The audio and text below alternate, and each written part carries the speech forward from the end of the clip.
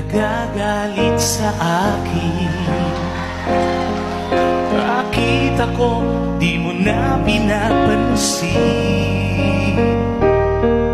Kulang pa ba ang pagmamahal na alay ko sa'yo?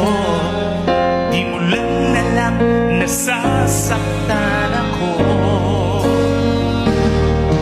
Minsan naisip ko nang nagkamali ako.